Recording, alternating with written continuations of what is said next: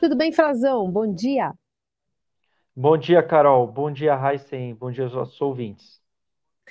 Bom, Frazão, a gente tem de novo as pesquisas sob ataque, né? O presidente tem, na verdade, focado tanto nas urnas quanto nas pesquisas, ambos meios de ter acesso à informação, né, dados, essas informações que chegam ao eleitor. Queria te ouvir um pouquinho, apesar, inclusive, do TCU ter dito que foi tudo bem a eleição brasileira, nenhum problema foi registrado nesse primeiro turno. Verdade, Carol. Os primeiros relatórios, né, da fiscalização de entidades, ainda estamos aguardando, inclusive, a divulgação do trabalho das Forças Armadas, dos militares do Ministério da Defesa, que ainda não concluíram, não divulgaram, não trouxeram a público, né, para o escrutínio da sociedade as conclusões do seu trabalho inédito.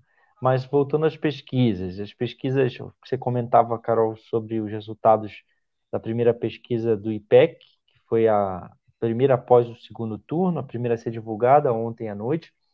Lembro que hoje tem a Quest, sai a partir das 2 da tarde, resultado da Quest, e amanhã tem o primeiro Datafolha. Essas pesquisas saem num cenário de ataque à sua credibilidade. Uma verdadeira inquisição bolsonarista que está sendo feita sobre os institutos de pesquisa. Essa inquisição tem método, né? Inclusive está usando Heisen Carol dos meios oficiais. O ministro da Justiça e Segurança Pública, Anderson Torres, enviou para a Polícia Federal um pedido de investigação. Ele disse que recebeu uma representação contra institutos de pesquisa que, segundo o Ministério, podem ter cometido crime, que seria punível até com prisão, que seria consistente com a divulgação de pesquisas fraudulentas, dados inverídicos, crime eleitoral. Não disse quem representou, não detalhou que crimes seriam esses, a tipificação ou as condutas exatas que foram denunciadas, não teve maiores detalhes, tampouco que institutos foram denunciados, que institutos teriam sido alvo. Ou seja, é preciso entender que há uma orquestração não do poder do presidente que está no poder e de seus aliados também no Congresso Nacional. Ontem à noite, o senador Marcos Duval comunicou que atingiu o número de 29 assinaturas para a abertura de uma CPI com os mesmos objetivos: investigar os institutos de pesquisa. Na Câmara dos Deputados, o filho do presidente, Eduardo Bolsonaro, e seus aliados estão tentando arregimentar-se assinaturas para outra CPI com os mesmos objetivos. Aliados do presidente, no meio militar, no meio religioso, estão aderindo à campanha de descrédito contra os institutos de pesquisa. Essa campanha, ela começou logo após o primeiro turno e os ministros do governo, do Palácio do Planalto, acho que todos notaram, estão estimulando que os bolsonaristas, de certa forma, boicotem as pesquisas, sabotem o resultado, não respondendo mais às pesquisas. Os próprios pesquisadores já tinham identificado, Carol Heissen, que eles, em geral, os bolsonaristas, eles se dispõem a responder até voluntariamente para ter o seu, porque desconfiam logo, querem ter sua opinião computada. E que isso não pode ser aceito pelos institutos porque poderia levar a algum desvio de resultado. Em geral, eles recusam quem se voluntaria. Não importa a posição dessa pessoa, se ela vota no Lula, no Bolsonaro ou em qualquer outra pessoa, ou qualquer outro cargo que esteja em questão, mas eles estão estimulando isso. E, além do que, tem um pedido, na verdade, uma proposta do líder do governo. O presidente Bolsonaro já disse que eles não devem voltar a fazer pesquisas depois dos resultados, não deveriam voltar, que se desmoralizaram. Os ministros estão chamando de um escândalo, uma vergonha.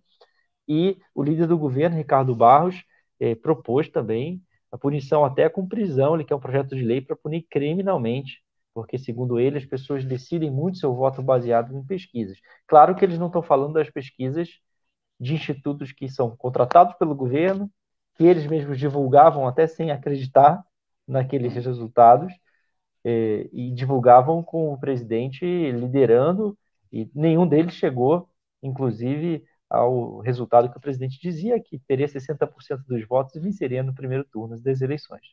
Ou seja, é um movimento orquestrado para desacreditar, minar a credibilidade de alguns institutos de pesquisa, sobretudo os mais tradicionais, e também para desviar o foco, para tumultuar a discussão nesse momento, Carol Reis. Bom, tem até o próprio ministro das Comunicações, né, sugerindo que as pessoas não respondam às pesquisas, vem de dentro do governo até a orientação. Essa do ministro foi uma das mais impressionantes, né? Foi uma das. O próprio ministro ele contrata pesquisas para o governo. Para balizar justamente estratégia política. Sim, exatamente. A campanha do presidente sabia qual era a realidade. A campanha do presidente divulga. A campanha reeleição ela divulga algumas pesquisas que davam resultados muito discrepantes, inclusive o presidente liderando, apenas para consumo externo. Para consumo interno, eles sabiam qual era a realidade, sabia que o Lula estava na frente. Os ministros mesmo diziam, nós estamos com uma seca de doações, de recursos, que é um problema que vai existir agora no segundo turno. Eles estão atrás de recursos, né? Tanto o Lula quanto o Bolsonaro, e eles argumentavam que é porque o Lula estava de fato na frente, e de fato ele passou à frente. Mas, claro que houve erros, os institutos estão buscando corrigir esses erros ou dar explicações, e devem dar explicações. Eu acho que de parte do jornalismo também, nós precisamos ponderar um pouco, calibrar a cobertura, sobretudo a cobertura analítica, que é a que a gente faz aqui na Eldorado, e outros colegas fazem, para não dar tanto peso, talvez, aos institutos, ou até que eles voltem a ter resultados mais próximos da realidade, ou com um grau de acerto maior, porque, de fato, houve erros, né? Houve erros acima da margem que eles se propunham, mas eles têm explicações para isso.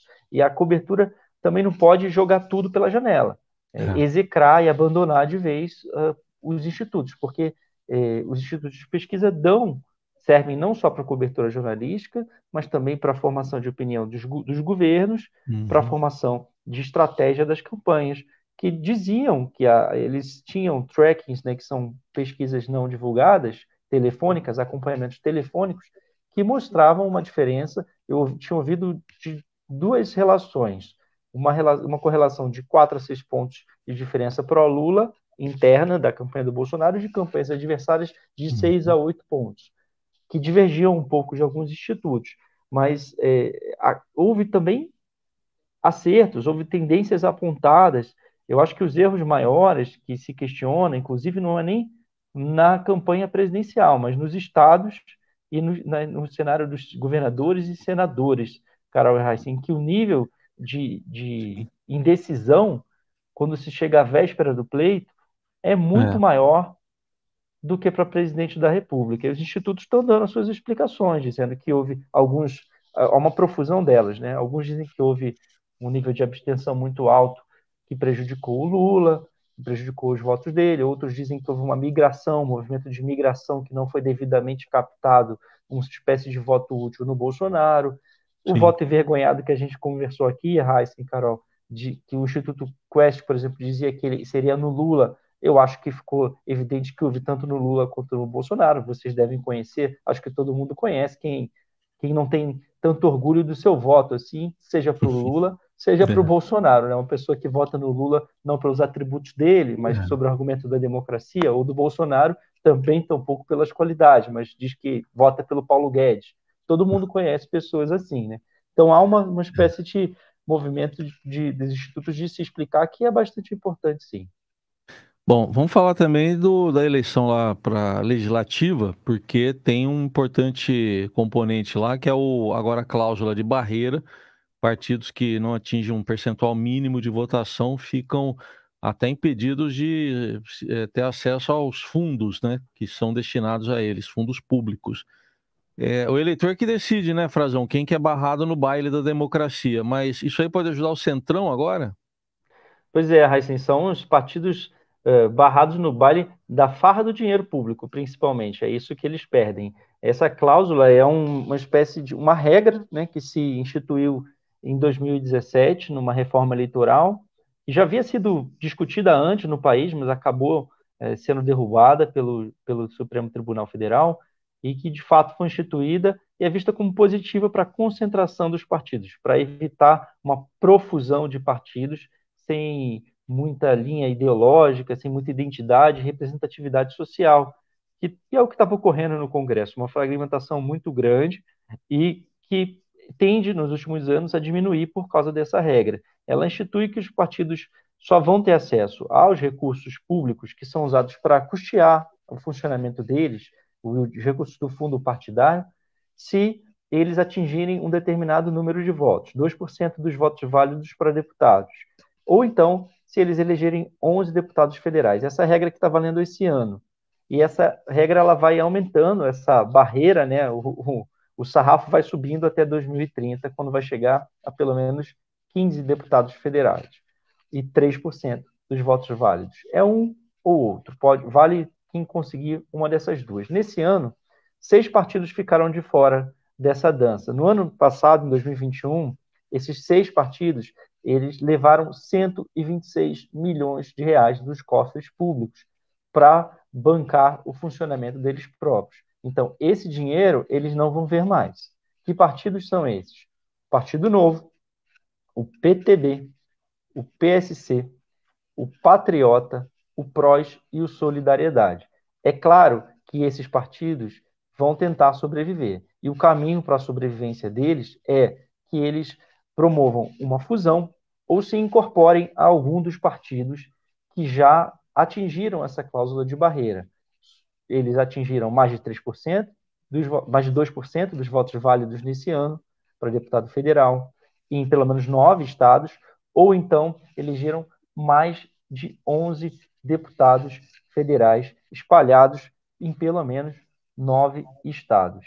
Essas conversas são iniciais, Carol e Heisen, mas a tendência entre eles é que eles se fundam entre si, que eles acabem articulando mais uma legenda, uma ou mais legendas do Centrão. Eles não querem entrar na polarização ideológica, na verdade, nenhum deles tem um histórico muito ideológico. Alguns estão mais à direita, como o PTB hoje, o PSC e o Patriota, e outros mais à esquerda, como o Solidariedade, que tem base sindical, é o partido do Paulinho da Força, deputado que não se reelegeu por São Paulo, e o PROS também, que foi criado com uma base de apoio a governos do PT.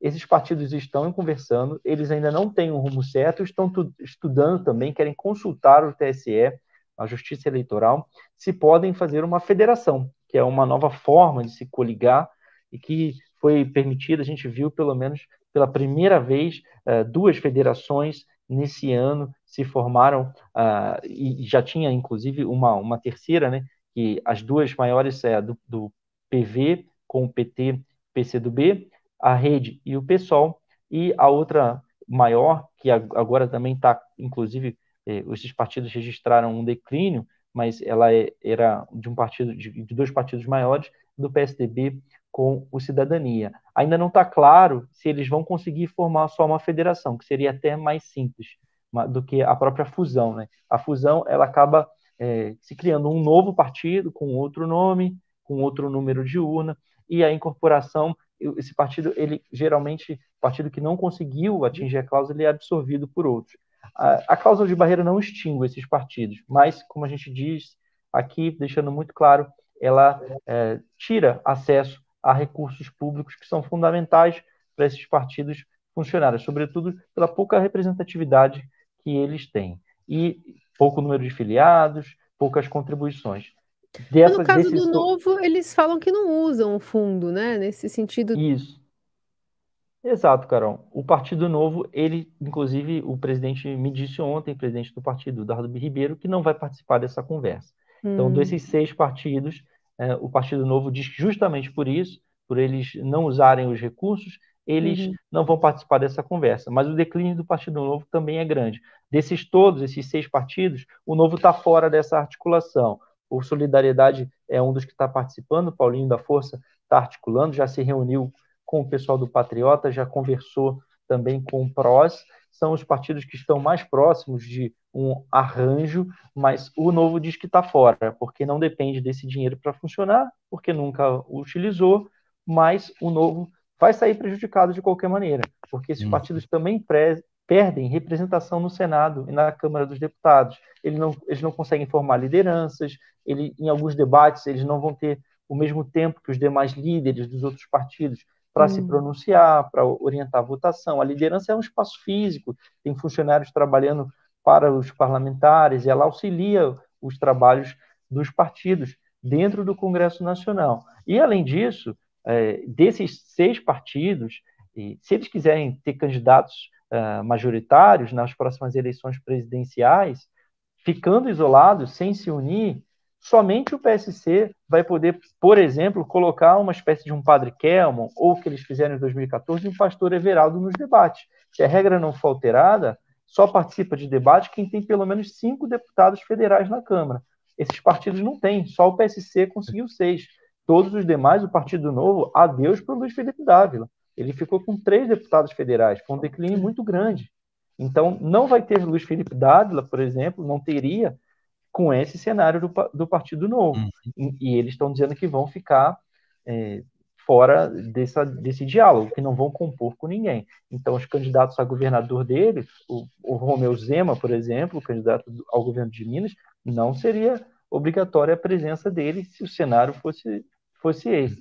Tampouco o Padre Kelmon, o PTB, aliás, teve a maior perda do lado do Solidariedade, o PTB, que é um partido que praticamente está abrigando uma ultradireita bolsonarista, conservadora, fez apenas um único deputado federal. E o Solidariedade também perdeu 9 deputados, assim como o PTB, e ficou com 4.